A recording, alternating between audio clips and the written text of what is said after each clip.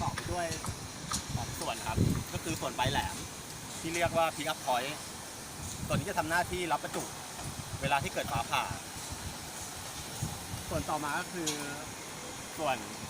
electric ionizing unit เป็นส่วนที่ใช้สะสมพลังงานแล้วคอยปล่อยประจุออกมาประกอบไปด้วยอลูมิเนียม housing 4 ชิ้นทำจากอลูมิเนียมเคลือบด้วยสารconductive paint นะครับเป็นสารสื่อไฟฟ้า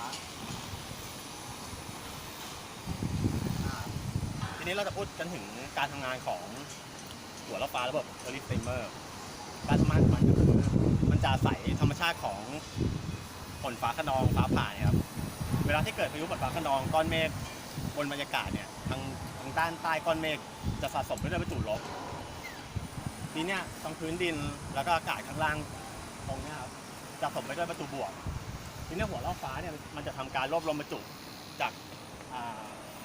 ธรรมชาติรอบตัวมันก็คือจากพื้นดินด้วยแล้วก็ทางอากาศด้วยสะสมเป็นประจุบวกที่เข้มข้นแล้วก็มันจะส่งออกไปเป็นกระแสสตีมเมอร์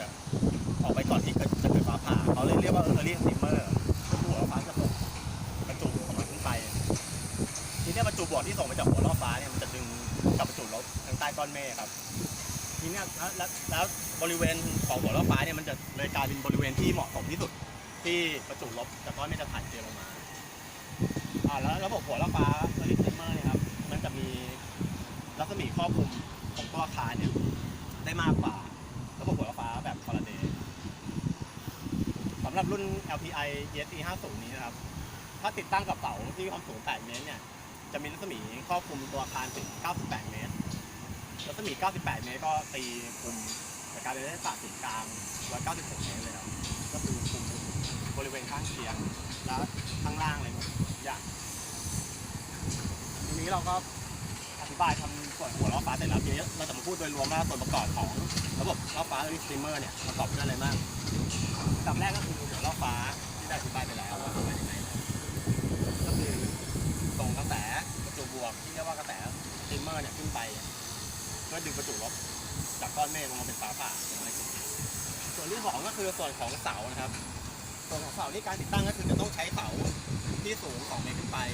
ในโครงการของคันนี้เราใช้เสาที่สูง8เมตรทำจากโครงไนสตีลครับก็คือเหล็กจุดสังกะสี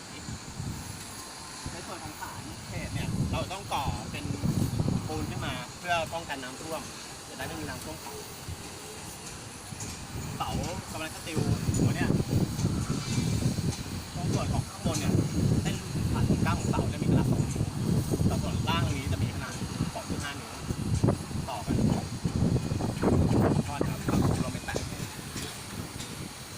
ต่อมาก็มาดูในส่วนของสลิงจับเพื่อเพิ่มความมั่นคงสลิงนี้เราจะใช้สลิงหุ้มด้วย PVC เพื่อการขนส่งเนี่ยตัวส่วนของซัพพอร์ตยึดตรงนี้ก็ต่อคอนกรีตขึ้นมาเหมือนกันเพื่อป้องกันเวลาน้ำท่วมเราไม่กัดกร่อนจะไม่ได้ไม่ถึงสลิงก็ยึดด้วยเก็บจากหัวโตไว้ลิงด้วยทีนี้ต่อจากที่ส่วนที่1คือหัวล้อฟ้าส่วนที่2คือเสานะครับทีนี้เราจะมาพูดกันถึงส่วนที่3ก็คือส่วนของดาวคอนดักเตอร์ก็คือสายนำลงดินนี้เราจะทำการต่อจากทางส่วนของล้อฟ้านะครับลงไปจนถึงข้างล่างก็คือเคาน์เตอร์สายที่ใช้เป็นสายดาวคอนดักเตอร์เนี่ยก็คือ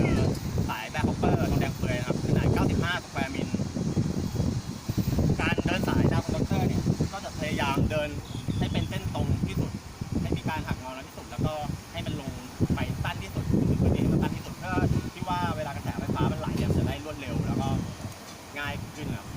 ในส่วนของโครงการบริษัทนี้เราได้แยกดาวคอนดักเตอร์ออกเป็น2 ทางเพื่อทำให้กระแสเนี่ยไหล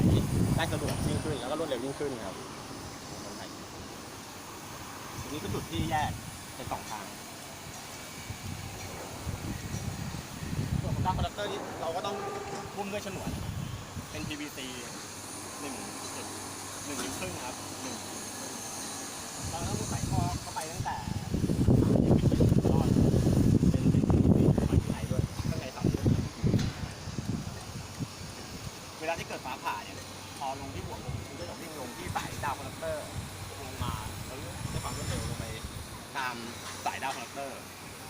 จนถึงจุด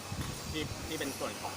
ข้างล่างก็คือมีเฮดบ็อกซ์เคาน์เตอร์แล้วก็ลงไปตามระบบกาวลงสู่พื้นดิน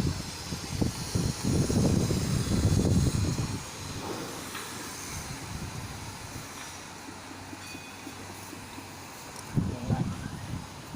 ทีนี้ส่วนของดาวคอนดักเตอร์ไอ้ส่วนของข้างบนเนี่ยพวกดาวคอนดักเตอร์หัวล้อฟ้าและเตาตรงนี้ครับเราก็ต่อไปนะครับในส่วนของล้อฟ้าส่วนที่สี่ก็คือส่วนของตัวนับหรือเคาน์เตอร์ตัวเคาน์เตอร์ในโครงการบริการนี้นะครับเราจะใช้เป็นเคาน์เตอร์รุ่น LC เป็น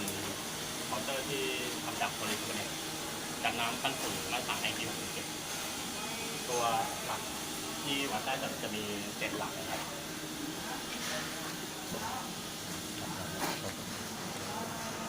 ตอนนี้เราเคยเทสมากันแล้วมันจะเริ่มที่6หลักเดี๋ยวพอผมทำการจำลองการเกิดฟ้าผ่าตัวเคาน์เตอร์มันจะหมุนไอตัวจำลองเนี่ยมันจะส่งขึ้นเป็นอิเล็กโทรแมกเนติกคือขึ้นมาอยู่บนฟ้าคือเวลาเกิดฟ้าผ่ากระแสฟ้าที่ลงมามันจะมีคลื่นแม่เหล็กไฟฟ้าตัวของคลื่นแม่เหล็กไฟฟ้าอยู่ข้างในคือมันจะเป็นตัวที่ทำให้เคาน์เตอร์นี้เราโอเคครับเนี่ยคนนะครับโอเคเป็น7กดอีกครั้งนะครับเป็น8โอเคครับนี่ก็คือเคาน์เตอร์ใช้งานได้ปกติ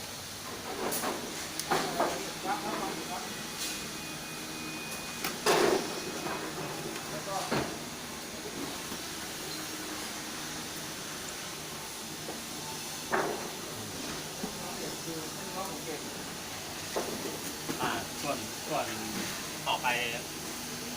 นอกจากเคาน์เตอร์ที่ติดตั้งอยู่ในเพจบล็อกนี่นะครับส่วนต่อไปก็คือส่วนที่5เป็นส่วนของระบบกาวหลอดระบบกาวหลอดของล้อฟ้าเนี่ยเราจะใช้เป็นแท่งทองแดงcopper cat steel ครับด้วยเหล็กหุ้มด้วยทองแดงมีขนาด5/8 นิ้วความยาว10 ฟุตหรือ3 เมตรขึ้นไปทำการปักเป็นรูปเดลต้า3 เหลี่ยมหรืออาจจะ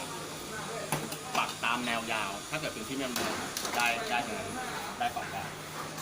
ถ้ามาตรฐานที่จะยอมรับได้นะครับก็คือถ้าความต้านทานดินเนี่ยจะต้องไม่เกิน5 โอห์มครับทีนี้เรามาวัดดูว่าค่าความต้านทานของในระบบของวัตต์เนี่ยเท่าไหร่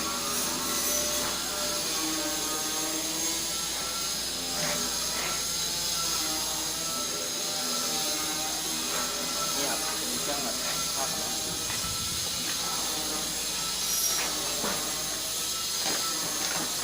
ตอบรับก็อยู่ที่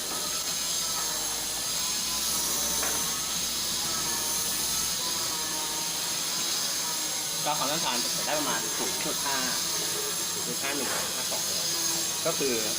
ยังได้ถึง1 โอห์มเลยแสดงว่าโครงการนี้มีระบบกาวของล้อฟ้าที่ได้มาตรฐานเวลาฟ้าลงมาจะสามารถลงสู่พื้นโลกได้อย่างรวดเร็วปลอดภัยนะครับ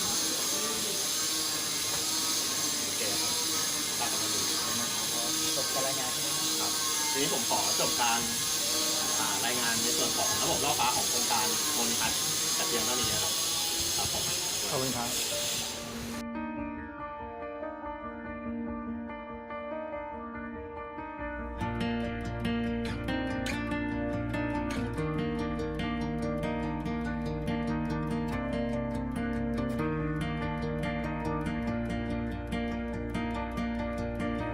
Maybe